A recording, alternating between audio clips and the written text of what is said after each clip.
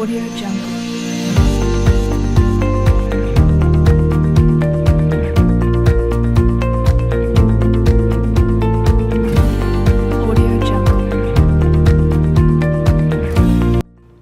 African books that tells authentic African stories is such a value in this contemporary time.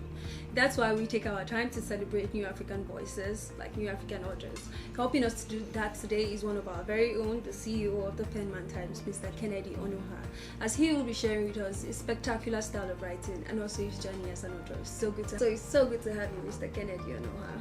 Yeah, thank you so much. So for those viewers who do not really know who Mr. Kennedy Onuoha is, who's Kennedy Onuoha? Well, you know my name already. I'm from Ebonyi State, Nigeria. I reside in Abuja here. I'm an entrepreneur. I'm a media consultant, and I'm the CEO of the Penman Times. Let's jump right into it. What is the Penman Times about? What organization is that?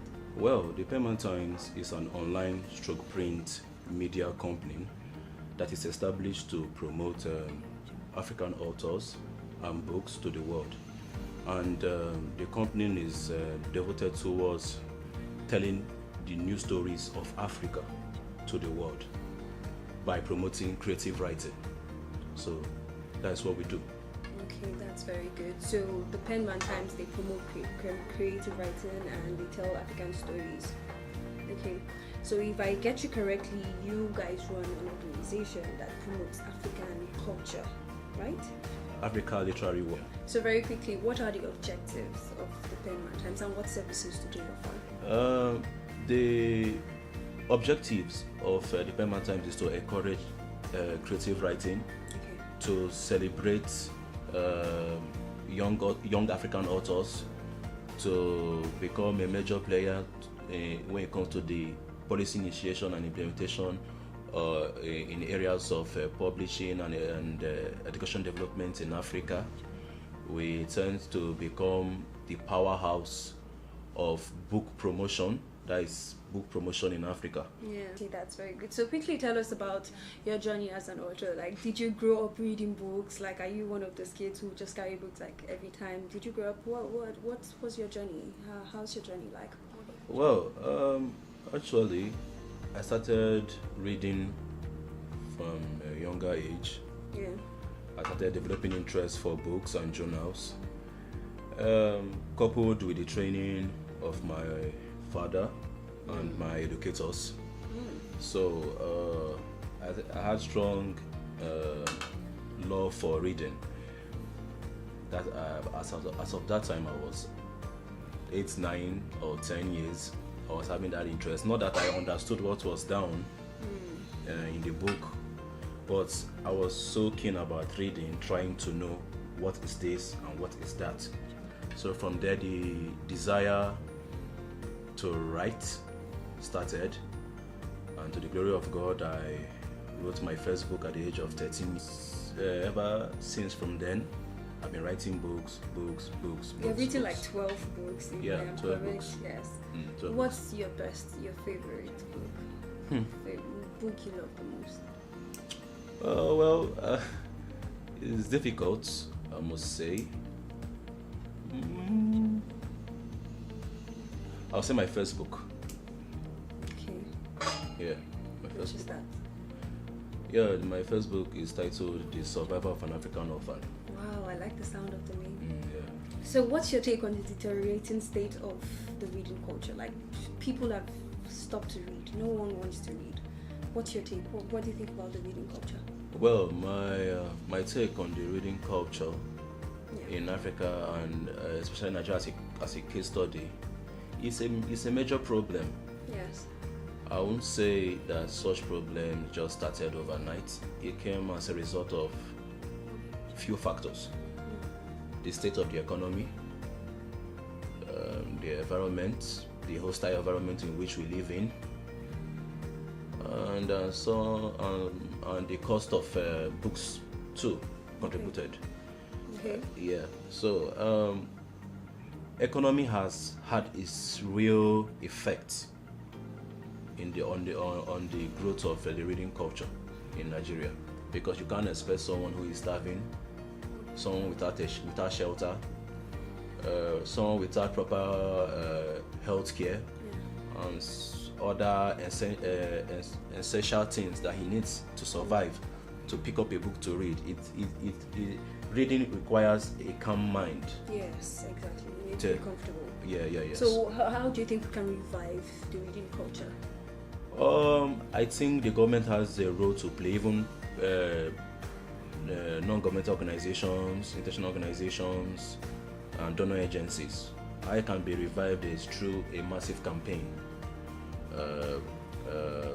building of local libraries, creating a national book policy that books should be affordable for people to purchase, to read, and creating an awareness to especially the teenage and the youth population, telling them the reason why they should be able to read, because this saying has been going around for years now, and I believe that saying is as old as time immemorial, that if you want to hide something from a black man, you put it in a book. It's now time for us to get that knowledge. We can lead the world in the areas of intellectualism.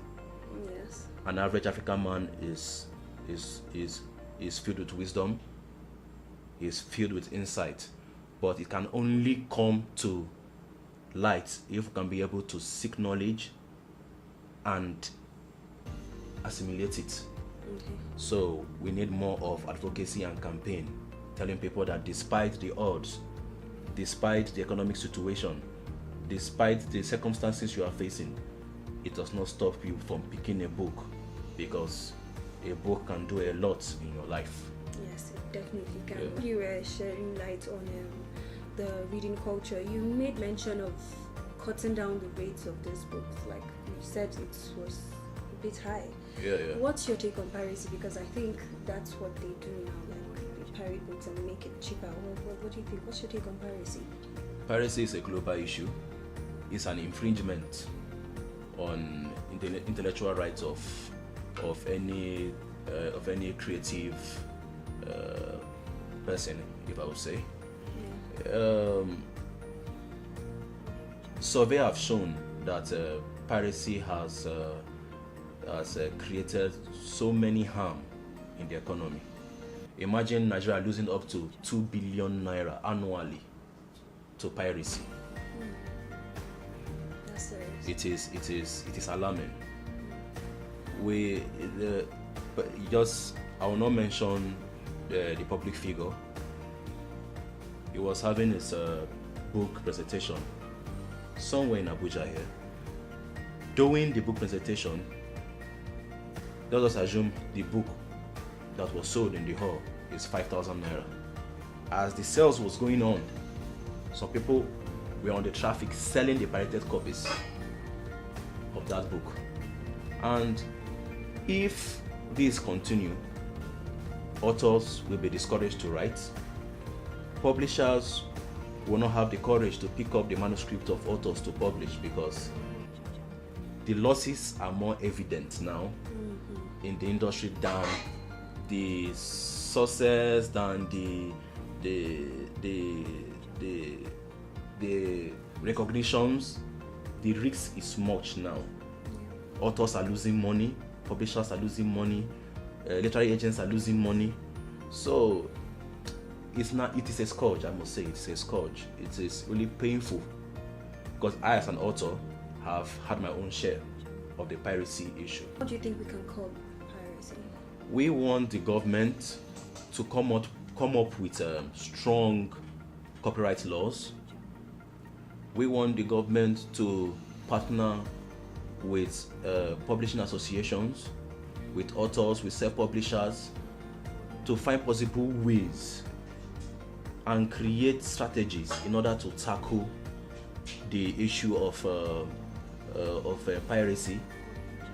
And I also want the government to place a ban or a sanction towards countries who are showing complacency towards the piracy of books in Nigeria.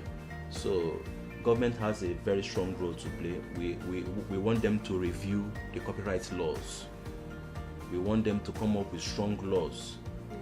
Laws that anyone who is involved in piracy should be locked up. And I believe when we have people being locked up behind jail, others who want to venture that illegal means of making money from other people's sweat will have a rethink. Definitely. So, Mr. Kennedy, there's this perception about the creative writing industry as they see it as an industry that doesn't really generate enough money like the music industry or the movie industry. How can we change that perception into how can we make a lot of money just like other industries? How can we start to make money from this? We need investments. We need to create a commercial market for the sales of books both locally and internationally. We need a synergy with other people in the creative circle, like filmmakers and film corporations, because if you go to the US today, majority of their movies is as a result of a book adaptation. Yes. So we can generate a lot of money through that, because it's very obvious these days that the films being produced in Nigeria is lacking stories, or it is a repetition of a particular topic. Yeah. So the two industries can come together and synergize. Yeah, and we need promotions locally and internationally.